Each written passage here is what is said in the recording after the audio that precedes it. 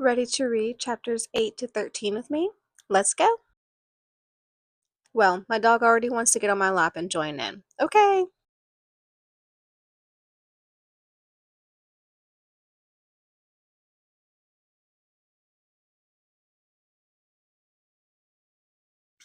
I chopped until I started to get sloppy.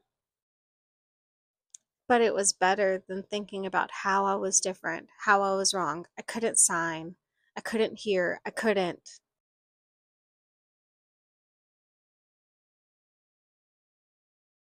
I love Elmer's typewriter.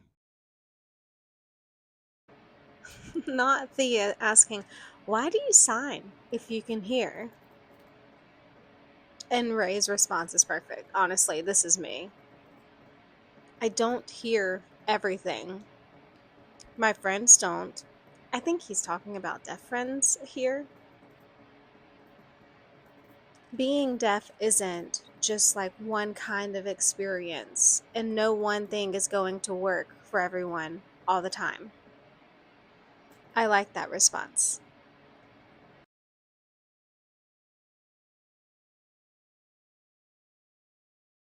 Okay, I kept reading a little bit because I was so intrigued. I'm on chapter 11 and I have two things to catch you up on.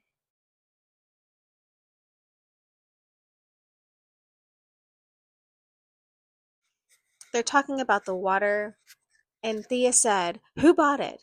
Who bought it?"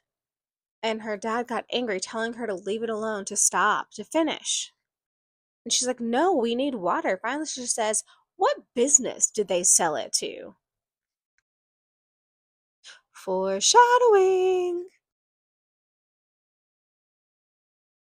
And then they get locusts. But why I had to stop and highlight a point is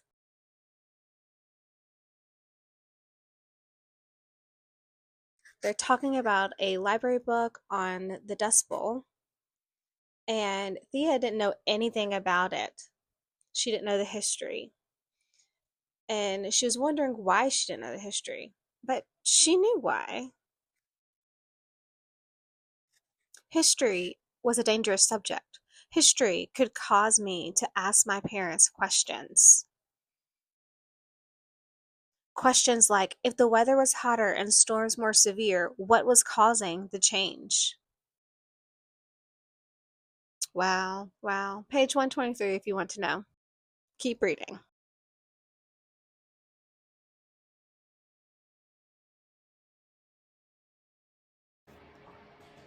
In chapter 13, she met a family and noticed similarities between the girl and herself. She asked if the girl went to school, and she said that her mom was her teacher.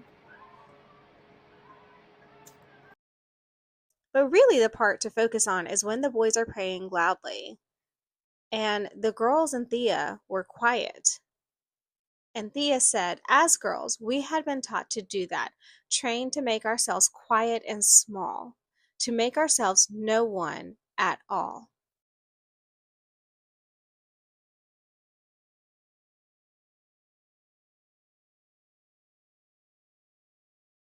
Okay, I finished 8 to 13 and I have all the thoughts. So I just finished chapter 13 and I have one more things to say. Let me find it.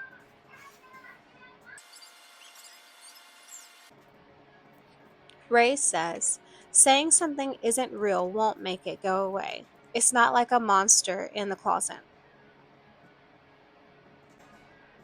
And then, even with the deaf community, Thea feels like she doesn't fit in. She feels like she's wrong and she's broken. And Ray's like, no, you're not. It just touched my heart.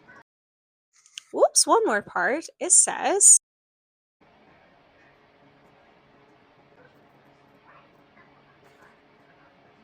Thea couldn't stop thinking about his completely alone remark. When you can't follow whole chunks of a conversation, you're not a part of it.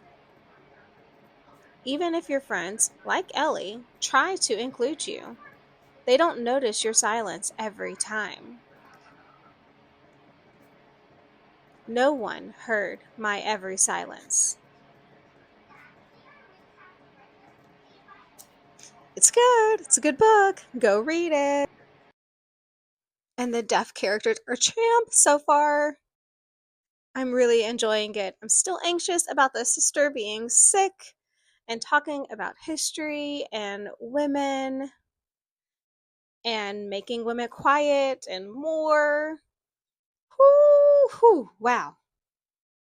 Okay, I'll be back soon with more chapters. Happy reading!